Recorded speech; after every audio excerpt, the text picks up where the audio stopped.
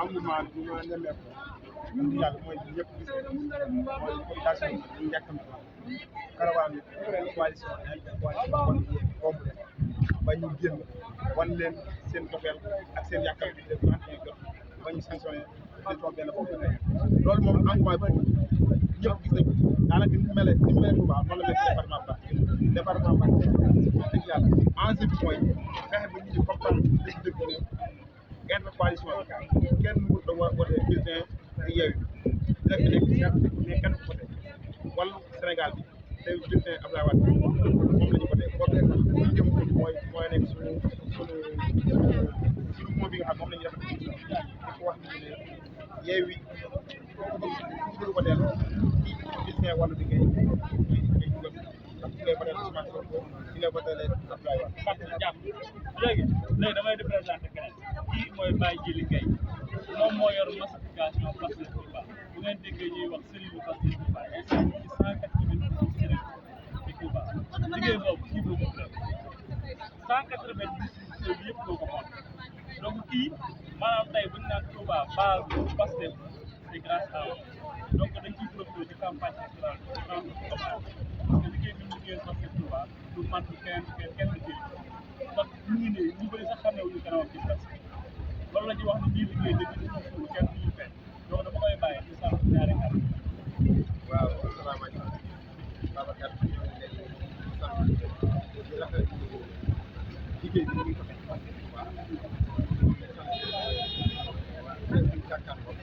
campagne ba léegi moom donc liggéey bi c'est Touba dafa am ñoo ko moom donc ñu xam ne campagne bi daal ñu teere ku nekk ndax ñu xam ne téere boo pare d'abord solo daal ñu gën a sécurité ko ñu ala di wax li nga xamante ne si ñoo yor wàll liggéey d'abord kon loolu li nga xamante ne ñu si war ñu pare yo defoo ko li nga xamante ne si ñu leen war a dégg muy élection yi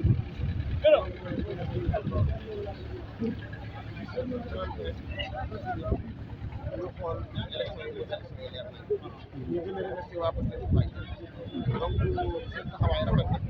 engagement di remercier waaw Babacar Sarr wax naa ko nee naa ko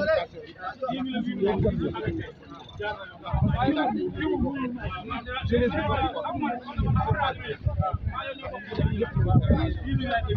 jeunesse bi jëlaat na si man ni réew mi ci waaw li fi nekkoon lañ ci bu incha allah commencé na changé dara mënu ko dindi vague bii nga xamante ni dégagé na ba pare 2024 incha allah dara mënu ko réew loolu moom day woon ñu jàpp kon ñu ngi remercié ñëpp élection yi la jàll ñu commencé à si baax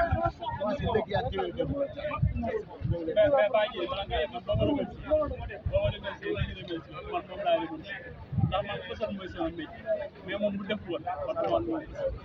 sama pësal bu feeñee ko waa def waa ji mooy gërëm moom tamit la même chose que Baye Djili ñu bëri xamee wu ñu gërëm mais jàmbaar ba ko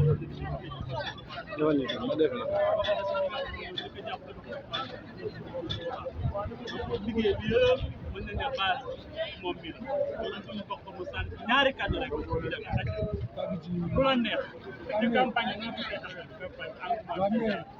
mais campagne bi ni ko gisee mooy campagne bi leen bi mooy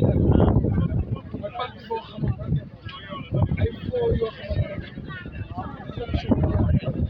yow lay milliards yow ñu day toll ñu adhéré ci projet bi ak ci campagne ci na doon ci doon boo am tax soo gisee ni yëpp si kenn ko am da ngay kaay ñu fayal wala daal loolu rek day wone espoir beneen bi si des mooy jeunes yi kon li may faral di wax suñu avenir moo nekk en jeu ñun jeunes yi suñu avenir moo nekk en jeu donc kon ñu gën a jàppaat liggéey bi te xam ne liggéey bi ñun ñoo ko yor donc daal